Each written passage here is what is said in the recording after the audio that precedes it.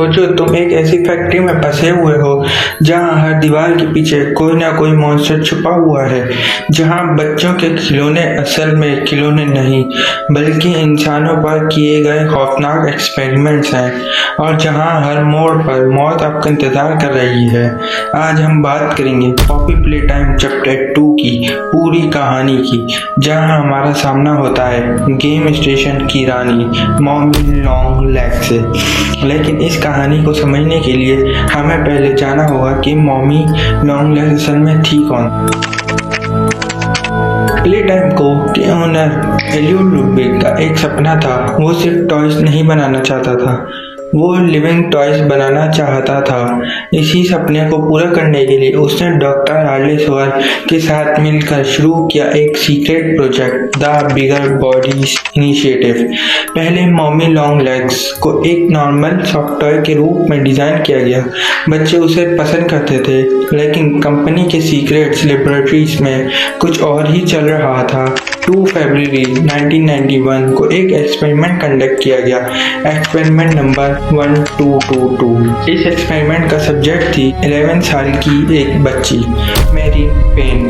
Marine किसी अनजान जगह से नहीं आई थी, वो प्ले टाइम को की एक एम्प्लॉय की बेटी थी। एक्सपेरिमेंट के बाद मेरीन का इंसानी जिस्म हमेशा के लिए खत्म हो गया और वो कन्वर्ट हो गई एक जायंट क्रिएचर में, जिसे हम आज मॉमी लॉन्ग लेग्स के नाम से जानते हैं। उसकी स्ट्रेची बॉडी, लंबे हाथ और स्पाइडर जैसी मूवमेंट्स उसे कंपनी का सबसे डेंजरस क्रिएचर्स में से एक बना देती है। एलियोड लुडविग ने सिर्फ मॉमी ही नहीं बनाई, उसने डैडी लॉन्ग लेग्स और बेबी लॉन्ग लेग्स भी क्रिएट किए थे, लेकिन किसी वजह से उन्हें कभी ऑफिशियल लॉन्च नहीं किया गया और ये राज आज भी मिस्ट्री बना हुआ है।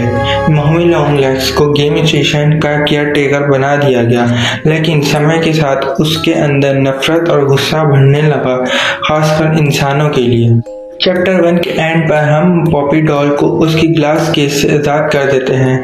कई सालों की कैद के बाद पॉपी फाइनली फ्री हो जाती है, लेकिन आज़ाद होते ही वो वहाँ से चली जाती है। हम उसके पीछे जाते हुए फैक्ट्री के एक ऑफिस तक पहुँचते हैं, और ये ऑफिस किसी और का नहीं बल्कि एलियोड लुडविग का होता है। यहाँ हमें एक पुरानी VHS टेप मिलती है। टेप हमें कंपनी के डार्क सीक्रेट्स के बारे में और ज़्यादा इंफॉर्मेशन देती है। टेप देखने के बाद हम वेंटिलेशन सिस्टम के थ्रू आगे बढ़ते हैं और वैन की दूसरी साइड हमारा इंतजार कर रही होती है पॉपी हमें बताती है कि एक फैक्ट्री से बाहर निकलने का एक ही रास्ता है, ट्रेन स्टेशन। लेकिन ट्रेन को एक्टिवेट करने के लिए एक स्पेशल कोड चाहिए, और वो कोड सिर्फ पॉपी के पास था। इसीलिए हम उसके साथ गेम स्टेशन की तरफ निकल पड़ते हैं। जब हम गेम स्टेशन पहुंचते हैं तभी अचानक सब कुछ बदल जाता है। एक लंबा पिंक हाथ अंधेरे से निकलता है और पॉपी को पकड़कर एक होल के अंदर खींच लेता है। प्लेयर शॉक में आ जाता है, लेकिन उसके पास कोई चॉइस नहीं होती। अगर उसे ट्रेन का कोड चाहिए तो उसे पॉपी को बचाना ही होगा। वो भी उसी होल में कूद जाता है। नीचे पहुंचते ही उसका सामना होता है फैक्ट्री के सबसे डेंजरस मॉन्स्टर से, मॉमी लॉन्ग लेग्स। और मॉमी के पास पॉपी भी होती है और प्लेयर का रेड ग्रैब पैक हैंड भी।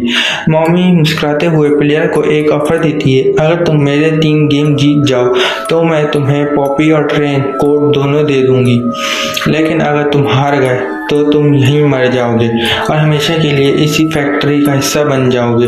मजबूरन प्लेयर चैलेंज एक्सेप्ट कर लेता है। गेम शुरू होने से पहले प्लेयर एक मशीन तक पहुंचता है। यहाँ वो ग्रैब पैक के लिए एक नया अटैचमेंट बनाता है, ग्रीन हैंड। ये हैंड इलेक्ट्रिसिटी को कुछ सेकेंड्स के लिए स्टोर कर सकता है और इसी की मदद से प्लेयर कई पजल सॉल्व करता है। ये चैप्टर 2 का सबसे इम्पोर्टेंट अपग्रेड था। गेम स्टेशन के अंदर मॉमी लॉन्ग लेग्स प्लेयर को डेंजरस चैलेंजेस देती है। हर गेम में मौत का खतरा होता है, लेकिन प्लेयर हर चैलेंज को कंप्लीट कर लेता है। एक पॉइंट पर उसकी मुलाकात किसी मिसी से भी होती है। किसी मिसी प्लेयर के लिए एक लीवर एक्टिवेट करती है, जिसे एक लॉक डोर खुल जाता है। इसी मूवमेंट पर प्लेयर को एहसास होता है कि किसी मिसी हगी बगी की तरह हॉस्टाइल नहीं है, शायद वो प्लेयर की मदद करना चाहती है। गेम्स के दौरान प्लेयर बुंजो बनी और मिनी हंगीस जैसे क्रीचर्स का भी सामना करता है, लेकिन हर बार वो बच निकलता है और आखिरकार मॉमी के सारे गेम्स कंप्लीट कर लेता है। अब प्लेयर को लगता है सब खत्म हो गया, लेकिन मॉमी लॉन्ग लेग्स अपना वादा तोड़ देती है। वो पॉपी और ट्रेन को देने से मना कर देती है। उसकी आवाज़ धीरे धीरे गुस्से से भर जाती है और फिर वो कहती है, अब हम फाइनल गेम खेलेंगे, हाइड एंड सीक। मॉमी का असली प्लान कभी प्लेयर को जीतने देना था ही नहीं, उसका मकसद सिर्फ प्लेयर को मारना था। अचानक उसकी पर्सनैलिटीज बदलने लगती है, उसका चेहरा डरावना हो जाता है, उसकी आंखें पागलपन से भर जाती हैं और वो प्लेयर का शिकार शुरू कर देती है। प्लेयर फैक्ट्री के टनल्स और कॉरिडोर्स में भागता रहता है, मॉमी उसके पीछे पीछे आती रहती है। आखिर में प्लेयर एक इंडस्ट्रियल रूम तक पहुंच जाता है, यहाँ एक जायंट क्रैशर मशीन लगी होती है।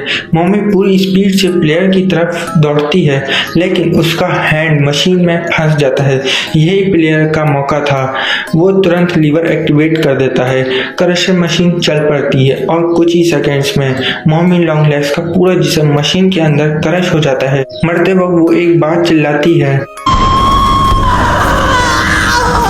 What have you done? You make me part of him! You can't do this to me!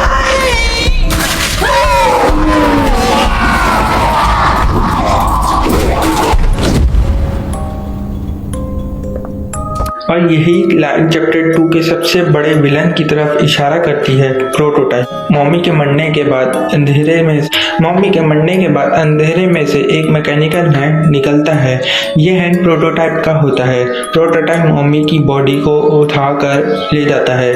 Theory के मुताबिक प्रोटोटाइप मरे हुए एक्सपेरिमेंट्स के बॉडी पार्ट्स और एबिलिटीज को अपने अंदर ऐड करता रहता है। इसी वजह से फैक्ट्रीज के लगभग सारे क्रिएचर्स उससे डरते हैं।